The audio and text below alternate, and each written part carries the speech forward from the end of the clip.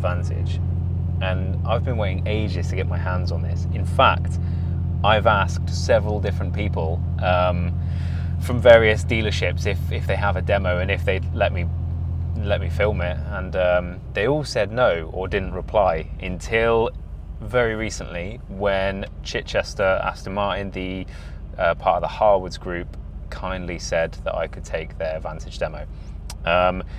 One of the reasons I wanted to drive it is because it's the new Vantage with the new Aston Martin's kind of interior architecture, which was always a really quite a weak point in their previous cars.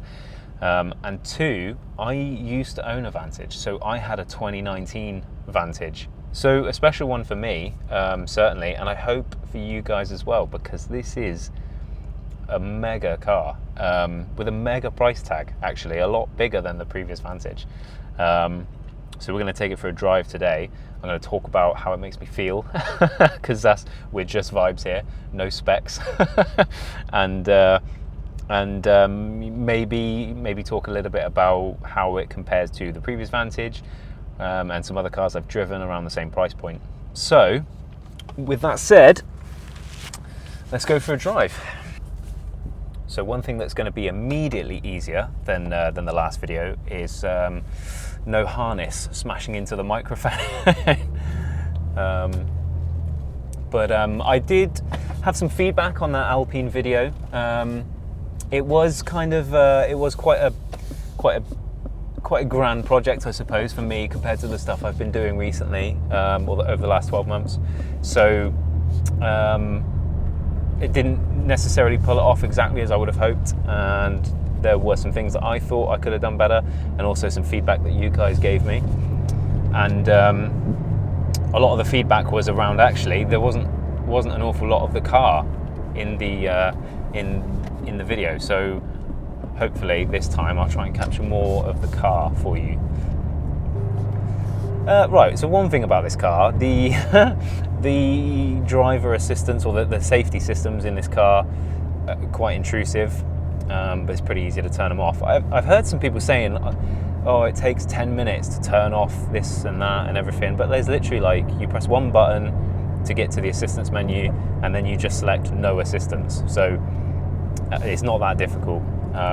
In an ideal world, I don't know, I think it's a legal thing now, but it would be so much easier if you could press something or save a setting so that you don't have to turn it off every time you turn the car on. But I think that's just cars now. That's just something we've got to live with. But it's not difficult to turn off. So this car this is my dream spec, to be honest. It's podium green, which is my favorite color, which I think is essentially ripped from the Formula 1 team. It's got the matched brake calipers, which looks super cool, and then loads of carbon on the inside. Maybe if I was being really picky, I'd like a bit of carbon on the outside. But yeah, other than that, this is exactly how I would spec it. Black wheels. I know silver wheels are making a comeback, and so is chrome on a lot of cars, but I'm still in the black wheel camp. I haven't let go of that just yet. So yeah, this would be exactly how I would spec it. Now, something I found really interesting driving this car over the last 2 days, and having owned the previous Vantage, I think this is kind of soft. So I mean, it's got loads more power than the last one had, and it's got loads of mechanical improvements. And I saw a lot of PR stuff kind of saying that it was this whole new animal and, really angry, blah, blah, blah. I personally think it is more relaxed than the last Vantage, and more relaxed than my Mercedes AMG GT. Now, that's not a bad thing for me, because I prefer like a cruiser. I prefer like a GT car anyway. But I don't know if the typical Vantage customer would maybe not be too happy with that. But one thing that's really interesting is I remember when I drove the DB12 almost a year ago to the day, I remember thinking that car was too firm and too aggressive to be a Grand Tourer. And this car, which is supposed to be the sports car, I feel is too soft and relaxed to be a sports car. So it's almost like that the difference in experience between the two cars has almost it's shrunk. You know, you've got the experience is quite familiar between the two. Now I don't know if that's a bad thing, because when I had my Vantage, I kind of treated it like a GT. I pretended that it was a GT because I couldn't afford anything higher up in the range. So I daily it, I drive it to the gym, I take it away on weekends, that kind of thing. So the GT style of vehicle suits me much better. And this Vantage would have done a better job than the previous Vantage. So for me, that's great, because I can't afford a DB12, and a DB12, you know, that's £250,000. So this is maybe for someone who doesn't quite have the budget to get into the GT products that Aston Martin do. Maybe this is the perfect, I was going to call it a compromise, but it's not a compromise, you know, but this is maybe a more accessible way to get that experience, because this doesn't feel very angry and snappy. And now maybe I'm wrong, and maybe this car is more angry. Maybe it's just because I'm not wringing its neck because it's not my car.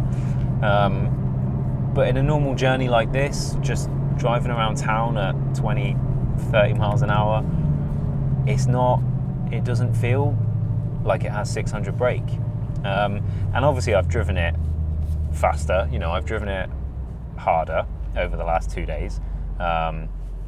Nothing crazy, but I have had a spirited drive in it, and I still don't feel it. I still don't feel like this is a dangerous 600 horsepower rear-wheel drive car.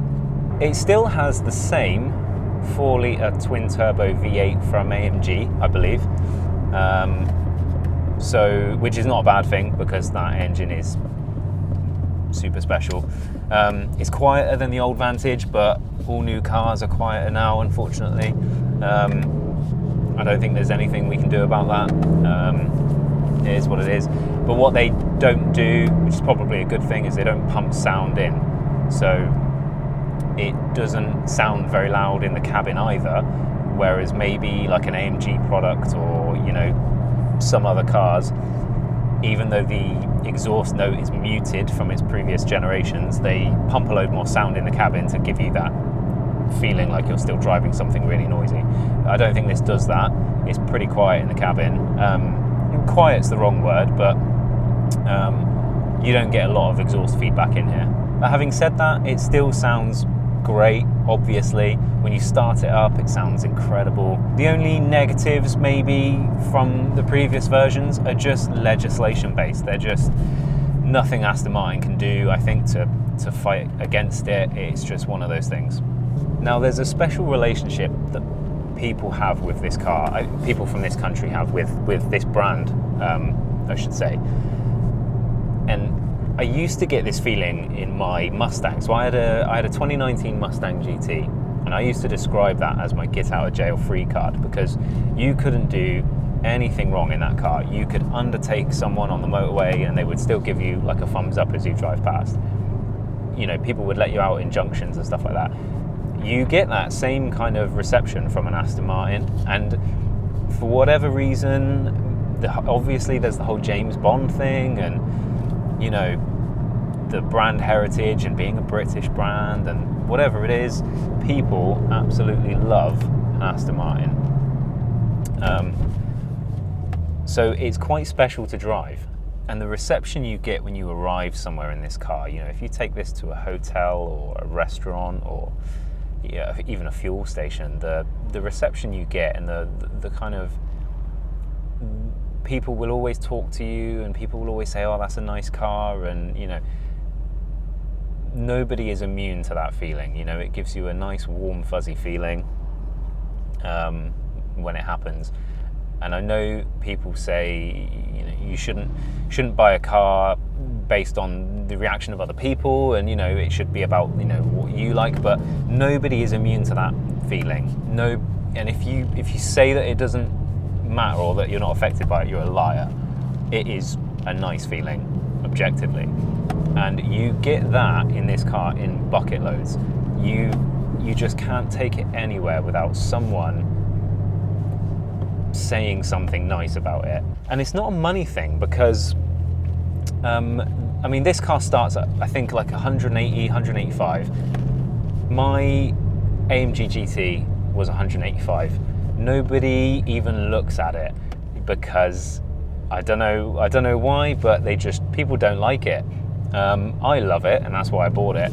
But you don't get that kind of reception from that car. And I'd even say, if you bought a Lamborghini, and maybe even paid like twice the value of this, you still wouldn't get that same kind of reception. And there is a value to that feeling.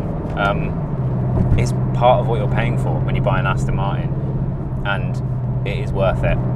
Like I said, no one is immune to that feeling. It is a vibe. So I know I mentioned that my AMG GT is kind of around the same sort of price point as this car, and a lot of people might wonder why I didn't choose this instead.